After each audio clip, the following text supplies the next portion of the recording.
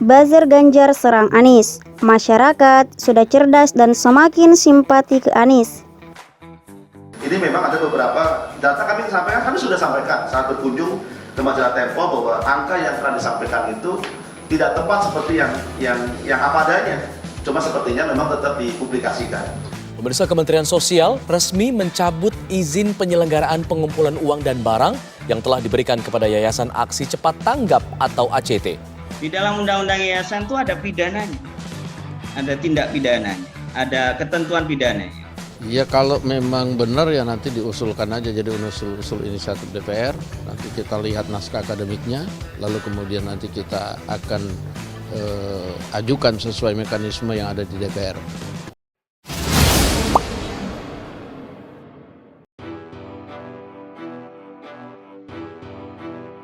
Apapun persoalan di negeri ini, maka buzzer Jokowi dan Ganjar akan mencari celah untuk mengaitkannya dengan Anies Baswedan, hingga bisa menggiring opini negatif terhadap Gubernur DKI Jakarta tersebut. Semua cara dilakukan, mulai deklarasi FPI dan HTI abal-abal, dituduh intoleran, dan sekarang dikaitkan dengan dugaan penyelewengan donatur publik yang diraup dari masyarakat oleh Aksi Cepat Tanggap atau ACT. Dalam laporan investigasi Tempo, ditemukan dugaan penyelewengan dana umat yang dilakukan oleh ACT. Besaran gaji menjadi salah satu tajuk yang membuat masyarakat mempertanyakan kredibilitas organisasi itu. Meskipun tak logis, Anies pun diseret ke kasus tersebut. Tujuannya sudah sangat jelas, yaitu menggiring opini sesat di masyarakat agar elektabilitas Anies tergerus. Anies memang sudah terbiasa difitnah, mulai dari isu intoleran, politik identitas, dan sekarang dikaitkan dengan kasus ACT.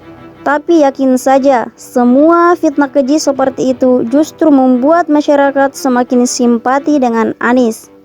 Dari kacamata politik, publik sudah bisa membaca arah angin kasus ACT ini kemana akan dihembuskan.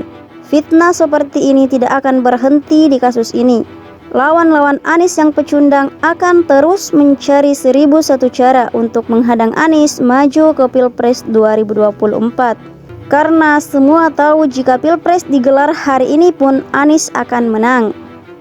Maka sudah pasti gerombolan buzzer Jokowi dan Ganjar akan menyambar isu itu lalu mengaitkannya dengan Anies Baswedan.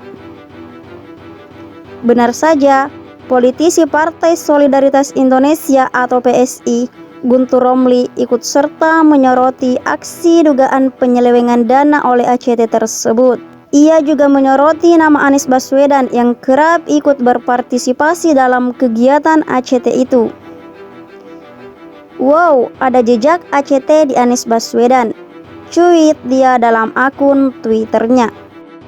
ACT menyelewengkan dana umat. ACT sering membiayai program pencitraan Anies sejak 2018, termasuk modus untuk penyelewengan juga. APBD DKI 80 triliun per tahun.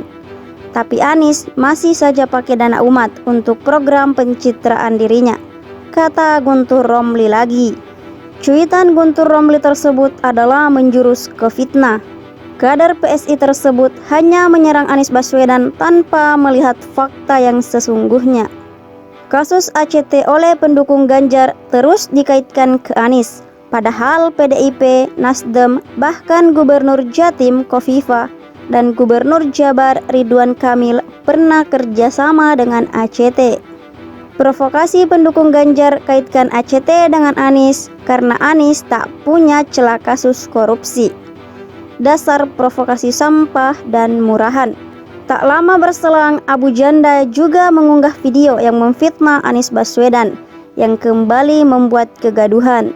Fitnah yang dilakukan oleh Abu Janda dan Guntur Romli serta buzzer Ganjar lainnya sudah bisa dilaporkan ke polisi. Namun loyalis Anies Baswedan, Geis Khalifa, menyatakan pelaporan terhadap orang-orang yang memfitnah Anies Baswedan hanya akan sia-sia. Menurut Geis, siapapun yang menyerang Anies kasusnya tak pernah diproses, mereka selalu aman. Untung saja masyarakat semakin cerdas, tahu mana fitnah, mana fakta. nama Anies akan terus berkibar dan akan menjadi Presiden Indonesia pada 2024 mendatang.